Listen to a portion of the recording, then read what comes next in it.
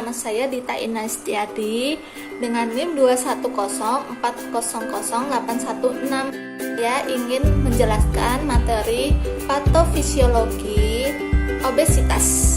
Pengertian obesitas. Obesitas atau obesity berasal dari kata obe yang berarti akibat dari dan esum yang artinya makanan. Maka obesitas dapat diartikan sebagai akibat dari pola makanan yang berlebihan. Menurut WHO tahun 1998, obesitas adalah suatu keadaan terjadinya penimbunan jaringan lemak tubuh secara berlebihan. Sementara itu, menurut Syarif tahun 2003 mendefinisikan bahwa obesitas dan kelebihan berat badan sebagai dua istilah yang digunakan untuk menyatakan adanya kelebihan berat badan. Fakta data obesitas. 1. Di dunia, obesitas meningkat lebih dari 2 kali lipat pada tahun 1980. 2. Pada tahun 2014, lebih dari 1,9 orang dewasa usia 18 tahun ke atas mengalami kelebihan berat badan. Dari jumlah tersebut, lebih dari 600 juta mengalami obesitas. Yang ketiga, di seluruh wilayah, obesitas lebih tinggi pada perempuan dibanding pria. Yang keempat, berdasarkan indikator Rencana Pembangunan Jangka Menengah Nasional atau bisa disebut RPJMN pada tahun 2015 sampai 2019, sebanyak 15,4% mengalami obesitas. Sementara pada anak usia 5-12 tahun sebanyak 18,8% kelebihan berat badan dan 10,8% mengalami obesitas. Patofisiologi obesitas. Obesitas ditandai dengan penumpukan lemak yang berlebihan atau terjadi dalam kompartemen jaringan adiposa yang berbeda. Proses adipogenesis dapat terjadi sepanjang hidup, tetapi terutama pada periode sensitif, yaitu periode setelah kelahiran dan pubertas.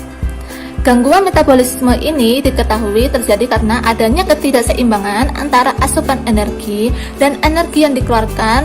Mekanisme regulasi homeostasis energi terutama terjadi pada otak inti dalam hipotalamus. Madiobosal adalah pusat yang mengintegrasi nafsu makan dan meregulasi berat badan. Pada satu grup, oreksin A dan B yang berfungsi dalam mengontrol jalur anabolik merangsang asupan makanan.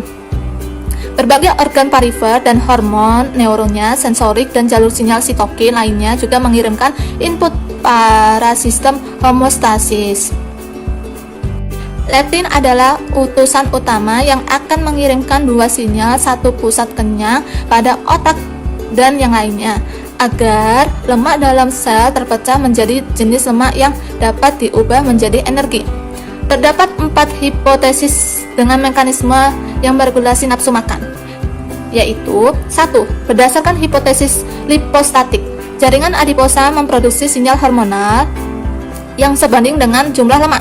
Yang kedua, hipotesis peptida usus menentukan pelepasan peptida seperti gastrin reacing peptide atau GRP dari perut.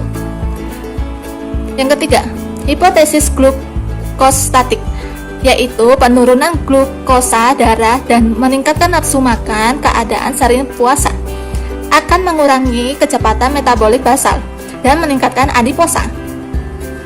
D. Hipotesis termostatik, yaitu keadaan tubuh di bawah temperatur normal dapat meningkatkan nafsu makan. Sedangkan jika keadaan temperatur tubuh di atas normal akan menurunkan nafsu makan. Etiologi obesitas ini terdiri dari obesitas primer dan obesitas sekunder. Yang A. Obesitas primer. Obesitas primer adalah obesitas yang disebabkan oleh faktor gizi dan berbagai faktor yang mempengaruhi masukan makanan. Jenis ini terjadi akibat masuknya makanan yang lebih banyak dibandingkan daripada kebutuhan energi yang dibutuhkan oleh tubuh. B. Obesitas sekunder. Obesitas sekunder adalah obesitas yang disebabkan oleh adanya penyakit atau kelainan kongenital atau bisa disebut myelodysplasia dan endokrin seperti sindrom Down atau sindrom Turner dan lain-lain. Patogenesis obesitas. Patogenesis obesitas ini ada dua, regulatory obesity dan metabolic obesity. 1. Regulatory obesity. Gangguan primer pada regulatory obesity berada pada pusat yang mengatur masukan makanan. B. Metabolic obesity. Metabolic obesity terjadi akibat adanya kelainan pada metabolisme lemak dan karbohidrat. Faktor penyebab obesitas ini ada 3. Faktor genetik, faktor lingkungan, seperti pola makan dan pola aktivitas fisik, dan terakhir faktor obat-obatan dan hormonal. Dampak obesitas ini ada 2, dampak metabolik dan dampak penyakit lain. Yang pertama, dampak metabolik. Tingkat perut pada ukuran pria lebih dari 90 cm dan wanita lebih 80 cm yang berdampak pada pengukuran gliserida, penurunan kolesterol HDL, dan meningkatkan tekanan darah. Keadaan seperti ini dapat disebutkan sebagai sindroma metabolik. Yang kedua, dampak penyakit lain seperti pemburukan asma, osteoartritis lutut dan pinggul, terus pembentukan batu empedu, hentinya nafas saat tidur, dan nyeri pinggang. Pengukuran IMT atau bisa disebut indeks massa tubuh.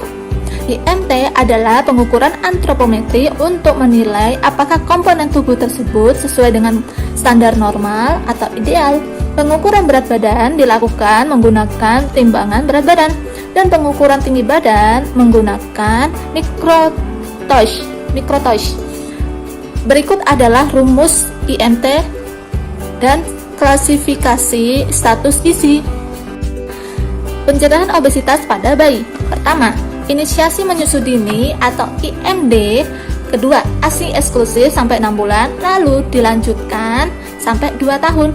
Yang ketiga, ampasi dimulai dari umur 6 bulan. Yang keempat, pemberian makanan bayi anak atau PMDA sesuai kelompok umur.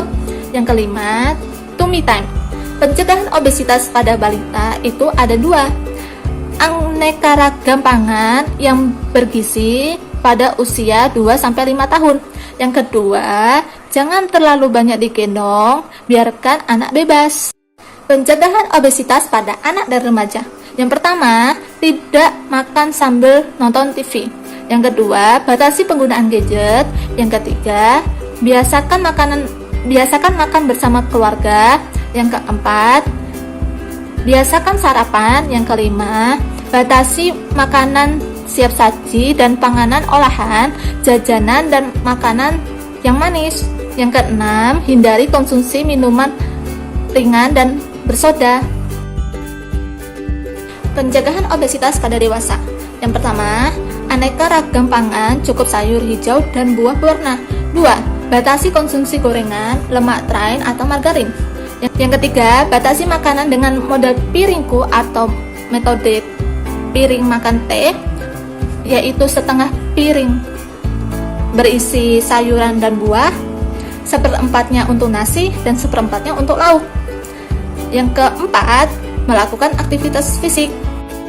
Sekian penjelasan materi saya, semoga bermanfaat.